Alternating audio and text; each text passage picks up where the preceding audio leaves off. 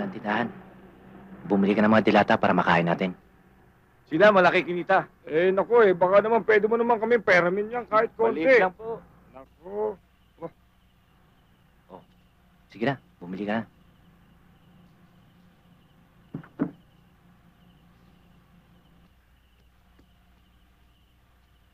Pabilan nga ho nung Carne Norte na yon at saka yung mga soft drinks na yon, lahat-lahat ho ng mga dilata dyan, tsaka Iabot mo nga sa akin yung supot.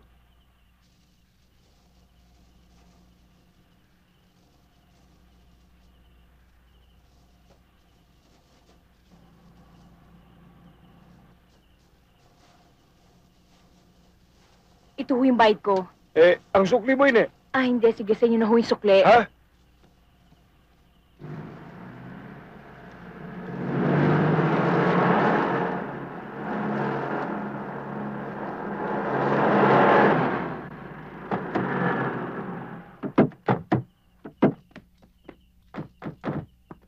Mama! Mama! Mama! Mama! Mama!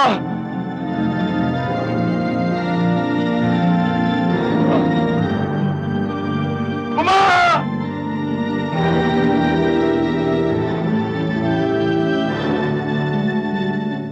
Ano tinitingin nyo? Habulin nyo! Huwag nyo titigilan! Hulihin niyo ng buhay! Ako ang papatay sa kanya! Huwag niyo titigilan!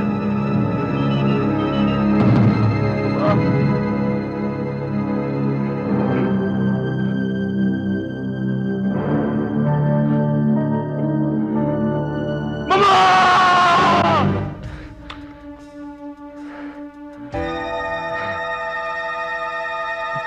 Hindi dyan. Hindi mo napanood si John Wayne. Dito mo lagay. Para makuha mo kagad at maiputok mo.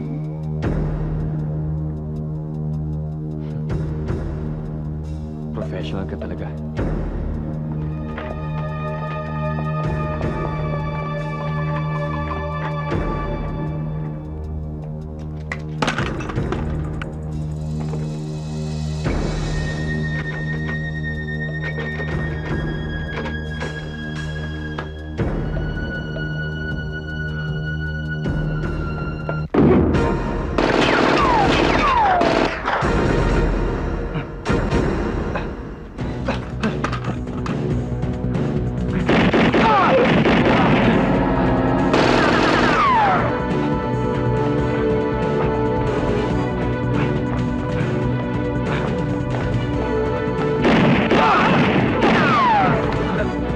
Dito!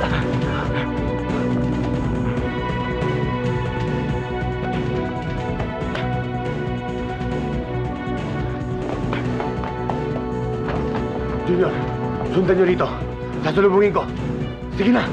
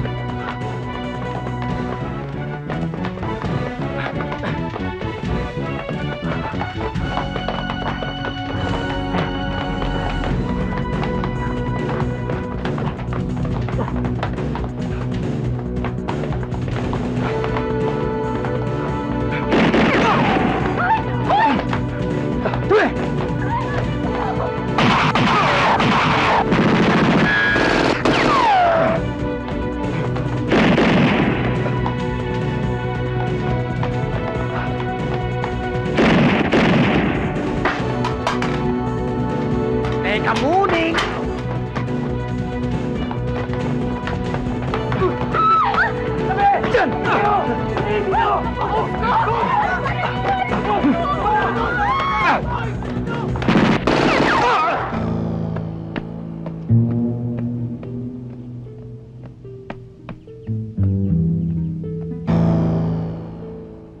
Ano ba yung sinasabi niyong pagkakakitaan natin?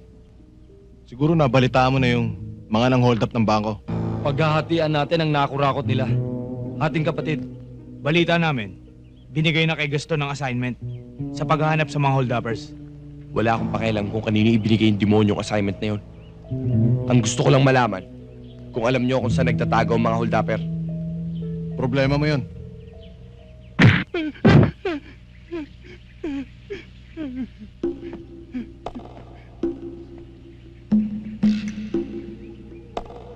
Hoy.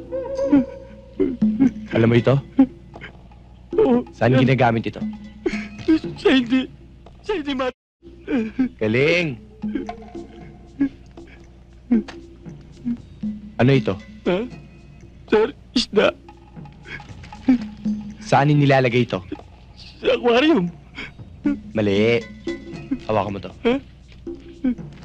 Kapag hindi mo sinabi sa akin kung nasaan ang mga kasama mo, lalabatibahin kita. At manganganak ka ng mga isda. Yun lang naman yun eh. Kaya, umamin ka na. Pwede? Akin na, ha?